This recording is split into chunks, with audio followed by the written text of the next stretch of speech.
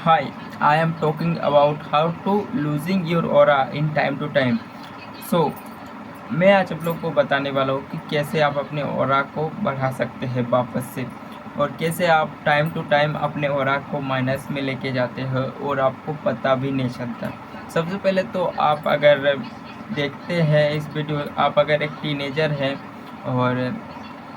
और ऐसा कुछ मैं जो बताने वाला हूँ ऐसा कुछ गलती करते हैं, तो आपको पता चलेगा, आप उस गलती से रिलेट करोगे और उसको आप थोड़ा सा सुधार करके अपने आप को बेटर कर सकते हो। इवन मैं ये नहीं बोल रहा हूँ कि अगर मैं जिसको बोलने के लिए बोलूँगा उसको आप अपोजिट करने लग जाओ तो आपका ही लॉस हो सकता है, क्योंकि ये मैं आप लोगों को आगे बताऊँगा। सबसे पहले तो आप अगर अडल्ट है तो भी इस वीडियो को देखकर और अपने ऑरा को जो है पॉजिटिव में ला सकते हैं। कैसे आप अपने ऑरा को टाइम टू टाइम माइनस करें। वैसे तो ज़्यादातर और अडल्ट जो होते हैं उनको पता होता है कि कैसे कहाँ पर और क्या बोलना चाहिए और क्या सोच समझ कर करना चाहिए। तो ये मेन चीज़ है अडल्ट। लेकिन बहुत सारे अडल्ट ऐसे भी होते हैं जिनको पता नहीं होता, लेकिन वो भी बच्चों जैसी हरकत करने लगते हैं।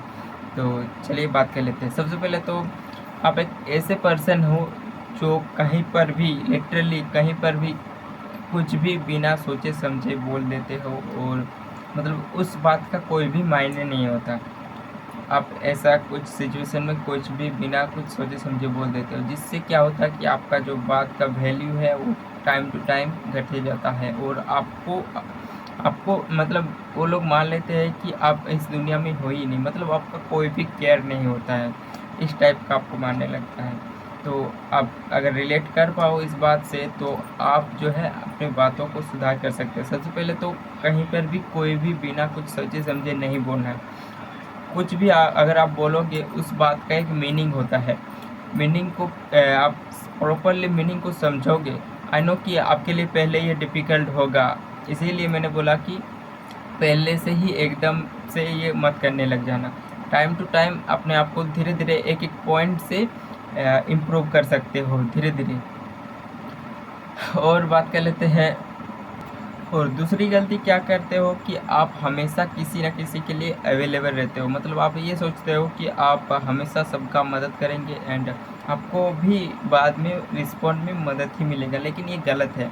क्योंकि आप अगर किसी के लिए मतलब किसी के लिए भी अगर हमेशा अवेलेबल रहते हो, इवन मैं ये किसी को हेट फैलाने के लिए नहीं बोल रहा हूँ, क्योंकि आप भी अगर सोचिए, आप अगर हमेशा किसी इंसान के लिए अवेलेबल रहेंगे तो आपको टाइम टू टाइम क्या करता है कि आपको अपना रिस्पेक्ट से हटा देता है। मतलब आपका वो रिस्पेक्ट नहीं करता है, और वो आपको ज़्यादातर सीरियसली नहीं लेता है, एंड उसके सामने आपका कॉन्फिडेंस धीरे धीरे गिर जाता है, एंड आपका ऑरा जो है माइनस में चला जाता है। एंड इस चीज़ को आप थोड़ा सा रिलेट कर पाओगे। हमेशा किसी ना किसी के लिए आप अवेलेबल रहते हो हर टाइम। किसी के बुलाने पर भी फटाक से चले जाते हो। कोई अगर कोई भी काम दे तो उसको करने लग जाते हो। इससे क्या होता है, आई नो कि इसमें काफ़ी ज़्यादा फ़ायदे भी होते हैं, लेकिन आप सोचो, आप एक हद में रहना, एक बाउंड्रीज़ होती है, उस बाउंड्रीज़ को लेकर आपको चलना है। आई नो कि क्या बाउंड्रीज़ होती है आप लोगों को पता है, बट एक लिमिट्स होती है, उस लिमिट्स तक ही आपको करना है, एंड हमेशा किसी के लिए अवेलेबल नहीं रहना है। ये गलती जो है मिस्टेक हम लोग करते हैं। और तीसरा क्या होता है कि आप ये सब नहीं भी करते हो, ये सब में आप ठीक है, लेकिन आप फिर भी आपका रिस्पेक्ट कोई नहीं कर रहा है, तो आपका हो सकता है कि आपके अंदर कोई भी स्किल्स नहीं है। कोई भी स्किल्स नहीं है, क्योंकि आपको जो है कहीं पर भी आपका जो तारीफ़ बने उसमें आपका कहीं भी स्किल नहीं है। आप किसी एक स्किल में जो कि परफेक्ट होंगे तभी ना आपका कोई किसी जगह पर आपका तारीफ़ करेगा या फिर आपको रिस्पेक्ट करेगा। तो आपका स्किल्स कोई ना कोई स्किल्स पर काम करो और उस पर ज़्यादातर टाइम दो, तो आपका रिस्पेक्ट और भी बढ़ सकता है। तो बाय।